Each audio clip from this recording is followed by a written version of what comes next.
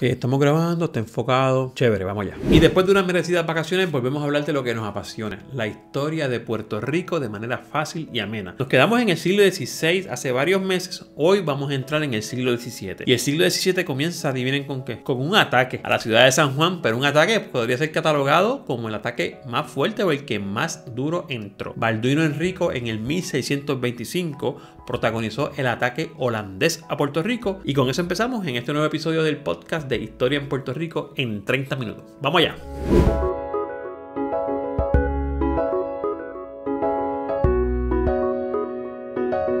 Hola, ¿qué tal? Mi nombre es Alexis León y si eres nuevo en este canal o en este podcast, soy un profesor de Humanidades y de Historia en la isla de Puerto Rico. Te recuerdo que este podcast sale tanto en YouTube como video y también en las plataformas de Spotify, Anchor, en las plataformas de Google Podcast, bueno, en fin, en todas las plataformas de podcast que haya, bajo el nombre de Agnesio, A-G-N, Agnesio Podcast, lo puedes buscar, también están en Instagram. Es una comunidad de gente que trabajamos desde Puerto Rico, Latinoamérica, España y otras partes del mundo, buscando llevar más conocimiento y divulgar más conocimiento. En el episodio anterior habíamos hablado de lo que pasaba durante el siglo XVI. El siglo XVI fue el siglo que básicamente comenzó la conquista de lo que es Puerto Rico. Recuerden, Puerto Rico se descubre en el 1493, a finales del siglo XV. Pasamos todo el siglo XVI ya y ahora entramos en el siglo XVII. El siglo XVII en Puerto Rico, y como siempre he dicho, a los que están viendo esto en video, estoy viendo algunas notas que tengo en la computadora por si ven que la visión se me va para allá en algún momento. El siglo XVII en Puerto Rico se puede trabajar esos primeros años en 3 o 4 temas, por lo menos 3 temas generales dentro de lo que va en la historia de Puerto Rico. Y se le suele llamar el siglo de los ateros, los caballeros y los contrabandistas. No vamos a tocar todo eso hoy, pero vamos a dar unas primeras pinceladas. Primero hay que hablar de la agresión holandesa en 1625, o sea, no ha pasado ni medio siglo y ya en Puerto Rico hay otro ataque extranjero, esta vez de parte de los holandeses. El protagonista fue Balduino Enrico, nombre al español, del nombre realmente en holandés. Y ese ataque es muy importante porque ese ataque sí llegó a básicamente bajarse en San Juan y a tomar la ciudad de San Juan.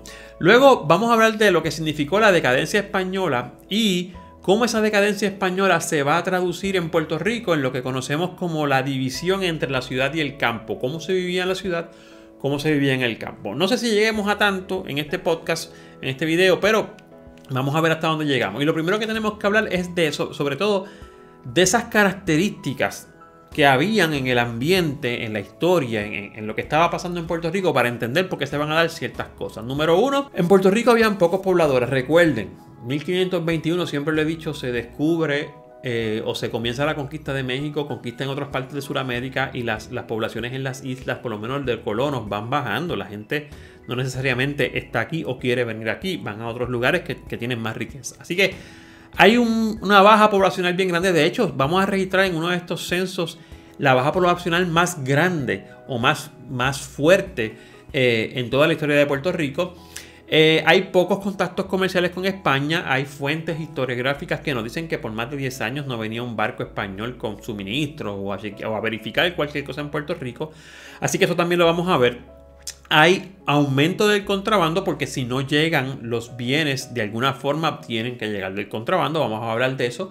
Vamos a hablar de la colonización extranjera del Caribe. O sea, ¿quién más llega, además de España, a colonizar ese Caribe? Porque ahora que todo el mundo sabe que hay algo acá y que hay recursos, todo el mundo quiere participar y coger un pedazo del pastel. Así que eso también lo vamos a hablar. Y cómo eso va a llevar eventualmente a la consolidación de un carácter más puertorriqueño. Yo no sé cuánto de eso podamos tocar hoy, pero vamos allá. Tenemos que empezar hablando del ataque holandés de 1625.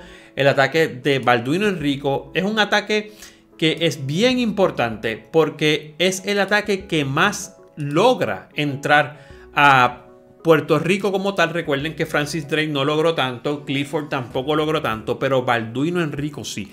Después que habían estado en paz España y Holanda por casi 12 años, en el 1625 estas naciones entran en conflicto. Y quiero que entiendan algo, no solamente es Holanda la que va a entrar en conflicto con España. En el siglo XVII, del año 1601 o 1600 al 1699, España va a entrar en conflicto con todo el mundo porque todo el mundo va a querer participar de lo que es la colonización del Caribe, y no solamente en España, no solamente en el Caribe, sino en otras partes de Europa, ese conflicto se va a dar duro incluso con guerras.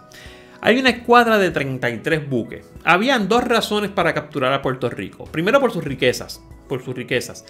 Y en segundo lugar, las naciones se unían entre sí allá en Europa para atacar las fortificaciones y las posesiones de España. Voy a poner un ejemplo. Si Holanda descubría, o sea, si España estaba en guerra con Inglaterra, como va a pasar en algunos momentos de la historia, los aliados de Inglaterra atacaban posesiones españolas en el Caribe para debilitar precisamente a la metrópoli, a España, y así hacer que sus aliados en Europa fueran ganando esa guerra. Eso va a ser una de las razones del ataque holandés, mezcladas con otras. De hecho, este ataque se le va a conocer como la batalla de San Juan. ¿Por qué la batalla de San Juan? Porque es una de las batallas dentro de una guerra más grande. No es una sola guerra en Puerto Rico y se acabó, no. Puerto Rico es una parte de esa guerra grande y es una batalla que se libra en Puerto Rico por razones de una guerra más grande. Quiero detenerme un minuto para decirte que si te gusta este material y estás viéndolo en YouTube, prendas la campanita, le des suscribir, le des like, porque eso es lo que me ayuda y nos ayuda a nosotros con el algoritmo de YouTube para seguir llegando a más personas que al igual que tú les gustan mucho estos temas.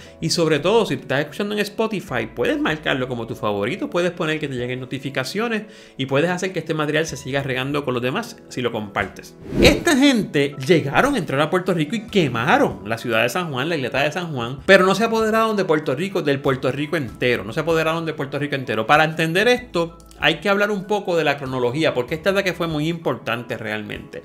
El 25 de septiembre se aproxima esa flota a la isla, entran en la bahía, lo que conocemos como la bahía de San Juan, y logran anclar y desembarcar también en lo que conocemos como la Puntilla. Los que han ido a San Juan y se han estacionado en el famoso estacionamiento de la Puntilla, que es cerca donde está el Paseo de la Princesa, pues por ahí más o menos entraron esos holandeses. El 26 de septiembre, un día después, ocupan San Juan y muchos españoles que habían huyeron hacia el interior de la isla. El gobernador Juan de Haro, no voy a hablar mucho de Juan de Haro en este podcast porque él merece un podcast solo para él. Y voy a ver si invito a uno de los historiadores que conoce este tema para que hable más de él, perdón. Se retira al Morro. Un día después, el 27, estos holandeses ocupan el fortín, sobre todo de la isla, lo que conocemos como la isla de Cabra. Y el 30, 5 días después de que llegaran a la bahía, el 30, comienzan a sitiar el Morro. Y los holandeses piden la rendición, obviamente.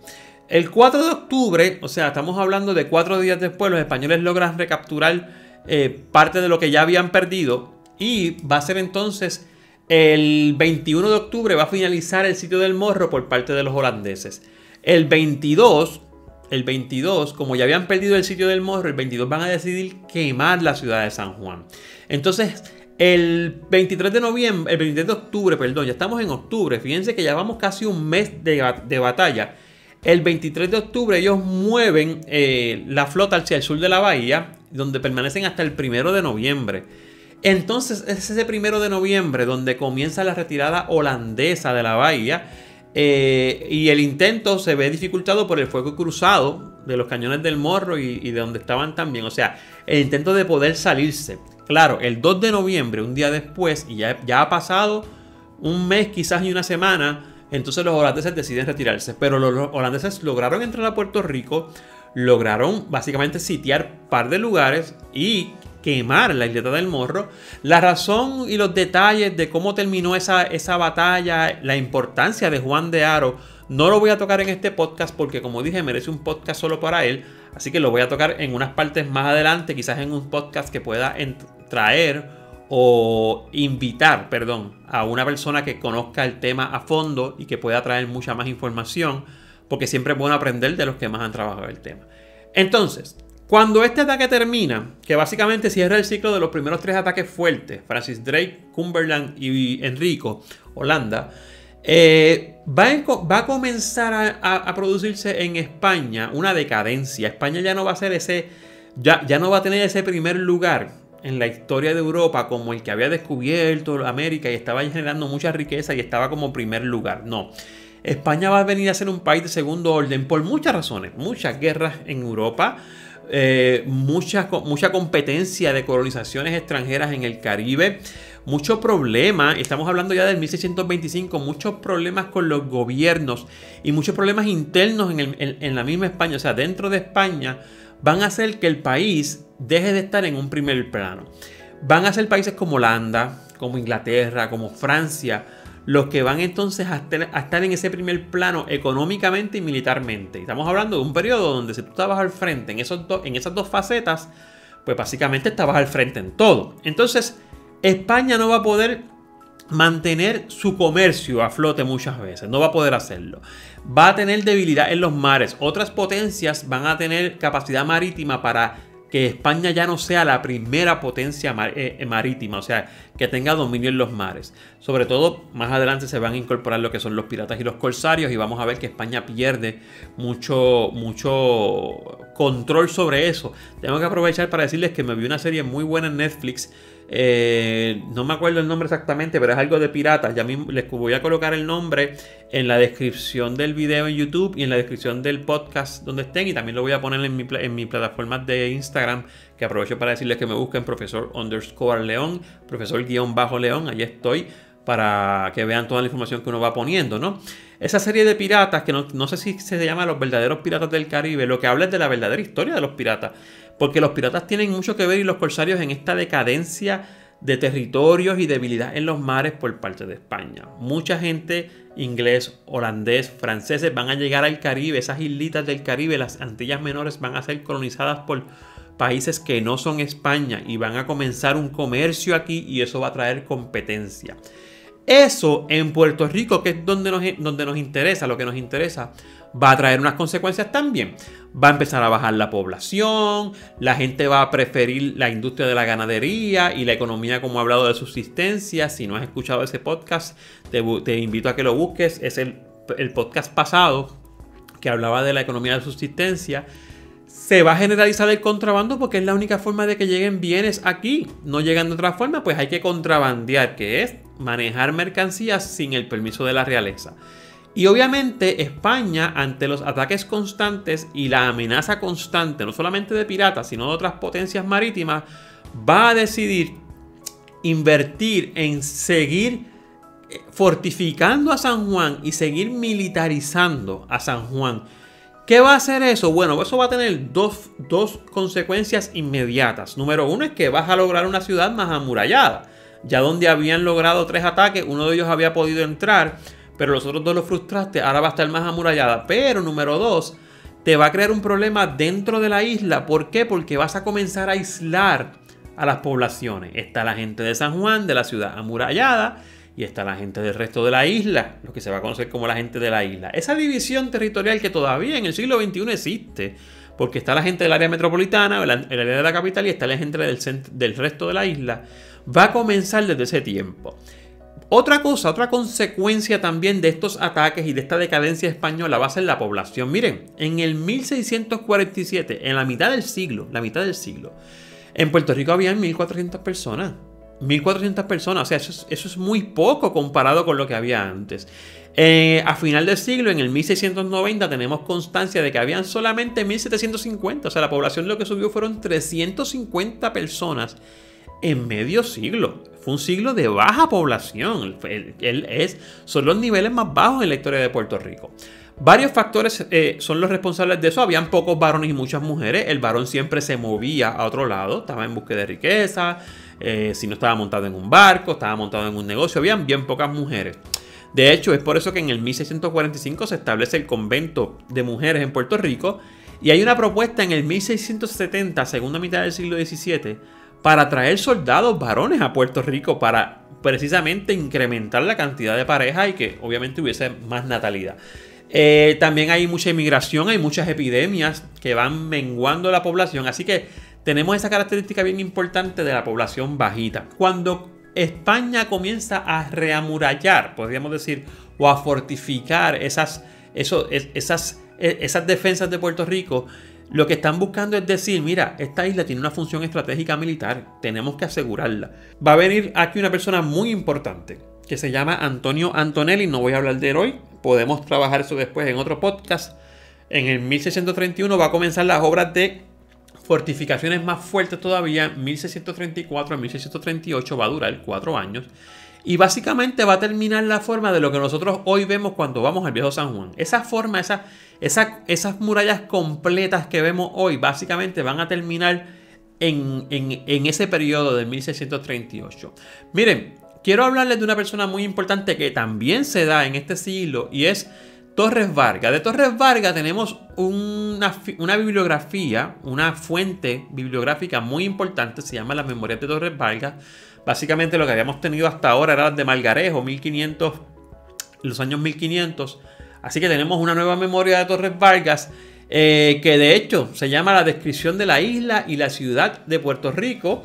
Es una de las primeras crónicas escritas por un puertorriqueño, una persona que vivía aquí, no por una persona, o sea, por una persona que nació aquí, no por una persona que nació en otro lugar. Y en estas memorias se ofrecen muchos detalles históricos, geográficos, sobre todo un estudio bastante completo para ese tiempo de los ríos hidrográficos. Y obviamente describe la sociedad, lo que estaba pasando, cómo estaban las iglesias, los hospitales, las defensas militares y demás. Esas memorias se pueden conseguir, son parte de las crónicas de Puerto Rico y lo quise traer porque es importante saber que tenemos memorias de Melgarejo, memorias en el siglo XVII también. Vamos a tener también bibliografía del siglo XVIII y, como siempre he dicho, el que diga que no hay fuentes en Puerto Rico para estudiar los siglos XVI y XVII no ha hecho la búsqueda correcta. Y vuelvo a referenciar aquí a mi profesor y un gran historiador puertorriqueño, Armando Martí Carvajal, que precisamente su expertise, su dominio de la historia es precisamente en estos años, siglo XVI, siglo XVII. Miren, como les dije, una de las consecuencias de amurallar la ciudad es que creó la división entre la ciudad y el campo. Allá donde la ciudad estaba más militarizada, se organizaba de una forma como oligárquica, y vamos a hablar de lo que es la oligarquía eventualmente. Habían calles de tierra pisada, o sea, de tierra que no era tierra cruda, podemos llamarlo tierra suelta con piedra, ¿no? Sino que eran caminos mejores, eran caminos que estaban hechos de mejor manera que en el campo. Había una falta de alcantarillado, obviamente, pero habían en esa ciudad algunos solares vacíos que la gente aprovechaba para poner vacas y ganado, ¿no? Ahora bien, en el campo no había militarización. En el campo la vida económica giraba en torno completamente a la ganadería, básicamente. No habían otro tipo de comercios. Los poblados lo que tenían era una iglesia y la casa del rey en el campo, pero el resto eran casas dispersas alrededor del poblado como tal, que lo vamos a llamar partidos eventualmente. Se practicaba mucho el concubinato, a diferencia de la ciudad, sobre todo porque en el campo no había la iglesia no podía, podemos decir como que controlar tanto esa práctica del concubinato, que evidentemente era un pecado en ese tiempo, ¿no? No existía una diferencia marcada entre las clases sociales como le existía en la ciudad. O sea, en el campo básicamente todos eran, podríamos decir, de la misma clase social, o se trataban más o menos como la misma clase social. ¿Qué va a pasar en el siglo XVII? Miren, vamos a hacer un recuento rápido. En el 1550, a mitad del siglo XVI, la ciudad de Puerto Rico se dividía en dos pueblos, dos partidos. El partido de San Germán y el partido de Puerto Rico. Es la famosa historia que le cuentan a ustedes de que en Puerto Rico se divide en dos partes, San Germán y Puerto Rico. Eso es cierto, se llamaban partidos. Pero en el 1650, a mitad del siglo XVII, que es el que estamos trabajando, ya habían tres. Estaba el partido de Coamo. Y eso dividía la ciudad de cierta manera en tres partes. Eso es bien importante porque así entendemos que ya había una cantidad de poblaciones, aunque no había mucha gente, pero que quería como que establecerse en un territorio per se. A final del siglo XVI, y aquí viene el gran cambio, o sea, del XVII, perdón, en el 1700, o sea, 50 años después de solamente tener tres partidos, ya tenemos 7. Partido de Aguada, partido de San Germán, partido de Ponce. De hecho, el partido de San Germán se rompió en 3. Partido de Aguada, San Germán y Ponce. Al norte el partido de Arecibo, al sureste partido de sur, sobre todo partido de Coamo, y el partido de Puerto Rico, que quedaba básicamente en lo que podríamos llamar un área metropolitana y corriendo por la carretera hasta Macao, básicamente, y Yabucoa. Y el partido de Loíza, que es ese corredor del noreste que va básicamente desde Carolina hasta Fajardo. Se parece mucho a la división diocesana que hay en Puerto Rico, ¿no? De la Iglesia Católica. Así que los nuevos partidos se van a dar mucho en este siglo XVII, porque ya terminamos el siglo XVII con 7 partidos en vez de con 3 que había. Así que eso es muy importante. Un aspecto adicional que quiero tocar para terminar este podcast es que en Puerto Rico va a cambiar la economía. Estos aspectos van a hacer que la economía cambie. Recuerde que comenzamos con una economía que era de oro, una economía puramente de oro. Cambiamos después a una economía agropecuaria. Ahí vinimos con la caña de azúcar, vinimos con los frutos menores, luego cambiamos a una economía de ganadería, luego fue una economía de subsistencia. Todos estos cambios van a traer a Puerto Rico lo que se conoce como el tercer ciclo económico. Ya habían pasado 2, ahora vamos al tercer ciclo económico y tienen que ver varias razones. Voy a mencionar algunas solamente. La isla ocupaba una posición desventajada, completamente desventajosa comparada con, como he dicho muchas veces, con territorios como México, Sudamérica, Perú, Brasil. La isla estaba en ese aspecto súper en desventaja, ¿no? Miren, las actitudes de España en segundo lugar chocaban con los intereses de Puerto Rico. Allá donde los puertorriqueños exigían visita, más supervisión, que los ayudaran, no estaba en los intereses de España hacer esas cosas. España estaba envuelta en todos sus problemas, estaba ahora mismo en un país de segundo orden y estaba involucrado o enfocado en acabar con ese problema. Así que las exigencias de Puerto Rico no iban a ser escuchadas. Y obviamente, desde el 1650, Puerto Rico va a estar atrapado en la lucha imperialista que va a haber en Europa por controlar el Caribe. Va a haber una lucha en Europa por quién controla el Caribe y Puerto Rico va a estar metido en esa lucha. Va a ser básicamente en el tablero de ajedrez como un va y ven, ¿no? Porque es una pieza esencial en esa lucha. Así que eso obliga a que las realidades económicas vayan a cambiar. Tengo que mencionar un libro muy bueno que se llama Puerto Rico y la lucha por la hegemonía del Caribe. Si no me equivoco, creo que ese es el nombre. Puerto Rico y la lucha por la hegemonía del Caribe. Me parece que es de Arturo Morales Carrión. Estoy casi seguro que lo tengo en mi biblioteca, así que lo referenciaré en estos días en mis redes de Facebook e Instagram, Profesor_León. Es muy bueno y explica todo esto porque Puerto Rico estaba metido en esa lucha. Crisis azucarera del 1610. Hay una crisis con el azúcar empezando el siglo XVII, 1610. Hay un monopolio en Sevilla, hay mucho control de los navíos y de los precios.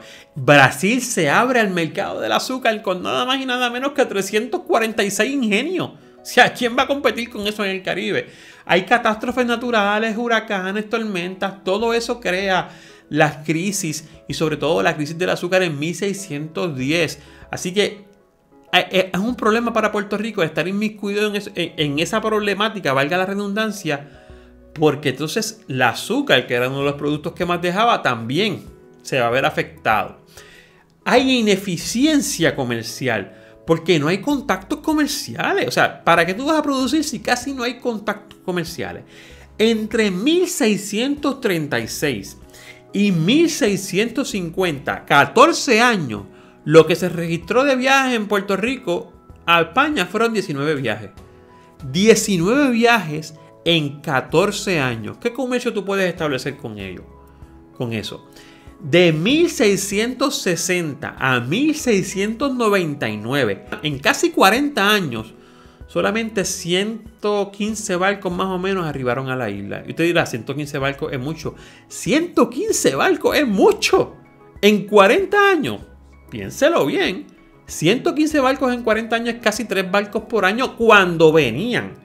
73 salen de Puerto Rico, 114 llegan. Explícame, o sea, no hay comercio. Hay una falta de registro brutal. De hecho, les voy a dar un dato adicional. Del 1670 al 79, durante 9 años, solamente arribaron 3 barcos a Puerto Rico. No hay contacto con España, tienen que seguir llegando los bienes. ¿Qué vamos a hacer? El contrabando. El contrabando surgió como reacción a ese monopolio que tenía Sevilla. Todo tiene que pasar por Sevilla. Ok, fantástico, pero es que Sevilla no manda barcos. Entonces, eso limita las oportunidades de tú crecer una economía. Y los enemigos de España, como los ingleses y irlandeses, van a desarrollar lazos comerciales con Puerto Rico de forma ilegal. Espérate, que todo tiene que ser a la forma y a la manera de España, y usando los barcos de ellos y pagando los impuestos de España, pero España no está ni siquiera supervisando el Caribe, no está supervisando Puerto Rico. ¿Cómo van a llegar los bienes? Bueno, pues los comercializamos por contrabando con Inglaterra y Holanda. Recuerden que no había una ley que permitiera negociar con los demás países. Si tú eras una posición de España, solamente podías negociar con España y en todo caso, cuidado con los aliados de España. Esas son unas disposiciones que van a venir mucho después en algunas cartas que España va a dar permiso para que eso pase. Pero en el 1600 esto no pasaba todavía. Entonces, Puerto Rico o la población de Puerto Rico obtenía los bienes a través del contrabando de gente que llegaba a Puerto Rico, de esos enemigos de España. Y había muchos puntos de contrabando. San Germán, Lajas, Aguada, Luquillo, Loíza, Arroyo, Coamo, Santa Isabel, Vega Alta, Vega Baja. O sea, habían muchos lugares de contacto por donde llegaba el contrabando a Puerto Rico. Se obtenían productos como vino, ropa, sal, ron, tejido. O sea, se obtenían bienes y recursos que no iban a llegar de otra forma. Y permitía sobre todo a Puerto Rico exportar carne, madera, tabaco, los cueros, porque recuerden que había mucho ganado. También, obviamente, la esclavitud se manejaba por contrabando, porque importarla legalmente siempre traía muchos problemas. Pero lo bueno del contrabando, o lo bueno para esta gente, era que era libre de impuestos. No estaban esas ataduras del comercio español. Así que el contrabando va a encontrar, es como dice un amigo mío y una frase muy puertorriqueña, se juntaron el hambre con las ganas de comer. Tú tienes una población que aunque es poca necesita recursos. Y tienes una falta de supervisión de parte del país que se supone que supervise. Pues ¿qué va a pasar? Va a entrar los bienes por contrabando. ¿Ok? Todos esos gobernadores, desde 1650 a 1700, o sea, la segunda mitad del siglo XVII, todos los gobernadores van a estar acusados por España probablemente, o sea, casi todos van a estar acusados por España de estar metidos en negocios ilegales. Porque es que había que hacerlo, había que mantener la ciudad corriendo. Así que es bien importante que sepan que el contrabando fue una actividad que llegó para quedarse. ¿Qué va a pasar con el contrabando? Y cómo el contrabando va a hacer que haya un auge precisamente en la ganadería. Un auge porque uno de los productos que más se venden en contrabando o que más se contrabandea tiene que ver con el ganado, que es la carne y el cuero. Y cómo eso va a servir de punta de lanza para comenzar el siglo XVIII es lo que vamos a ver en otro podcast. Te pido ya finalmente que si te gustó este material te suscribas al canal de YouTube, Profesor León, prendas la campanita, que eso es lo que activa el algoritmo. Yo te voy a estar muy agradecido por eso. Y si estás escuchando en el Agnesio Podcast, dale a que te marque como los favoritos o síguenos en Spotify para que te avise cuando subimos un podcast nuevo. Recuerden, Agnesio, A-G-N, Agnesio Podcast. Nos vemos en la próxima. Sigan estudiando.